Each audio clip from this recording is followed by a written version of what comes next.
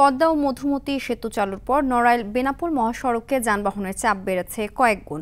তবে সড়ক প্রশস্ত না হওয়ায় প্রায়ই ঘটছে ভয়াবহ দুর্ঘটনা। গত ২.৫ বছরে মহাসড়কটিতে ৬৯টি দুর্ঘটনা ঘটেছে। এতে ৪১ জন নিহত এবং ৯৯ জন আহত হয়েছেন।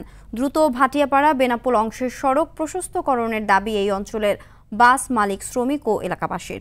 নড়াইল থেকে মোস্তফা কামালের পাঠানো তথ্যচিত্রে আরও জানাচ্ছেন আব্দুল হামিদ। ভাঙা এক্সপ্রেসওয়ে পার হবার পরই শুরু হয় নড়াইল বেনাপোল মহাসড়ক। সড়কটির ভাটিয়াপাড়া বেনাপোল ৭০ কিলোমিটার অংশ অত্যন্ত সরু হয় প্রতিনিয়ত দুর্ঘটনার কবলে পড়ছে বিভিন্ন যানবাহন। গত ২.৫ বছরে সড়কটিতে ৬৯টি দুর্ঘটনায় ঝরেছে ৪১ প্রাণ। দ্রুত সড়কটি প্রশস্তকরণের দাবি চালক ও যাত্রীদের। এই সরু রাস্তার কারণে বিভিন্ন সময় একটি গাড়ি আর একটি গাড়ির সঙ্গে সংঘর্ষ হচ্ছে।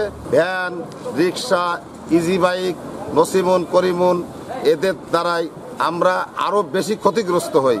এই সরু রাস্তায় আমাদের গাড়ি চালাতে খুব সমস্যা হয়। আমরা যে ছোট গাড়িগুলো চালাই, বড় গাড়িগুলো আসলে অনেক সময় আমরা খাদে পড়ে যায়, গাড়ি অ্যাক্সিডেন্ট করে। ২০২২ সালে ঢাকা মাওয়া নড়াইল বেনাপোল জাতীয় মহাসড়কের কালনা এলাকায় মধুমতি নদীতে ২০২২ সালে ঢাকা মাওয়া নড়াইল বেনাপোল জাতীয় মহাসড়কের কালনা এলাকায় মধুমতি নদীতে দেশের প্রথম ৬ লেনের সেতুর উদ্বোধন করা হয়। এরপর থেকেই দক্ষিণ পশ্চিমাঞ্চলের যানবাহনের চাপ বাড়তে শুরু করে সড়কটিতে। সমস্যার সমাধানে দ্রুত প্রশস্তকরণের কাজ শুরু হবে বলে জানান সড়ক ও জনপথ বিভাগের এই কর্মকর্তা।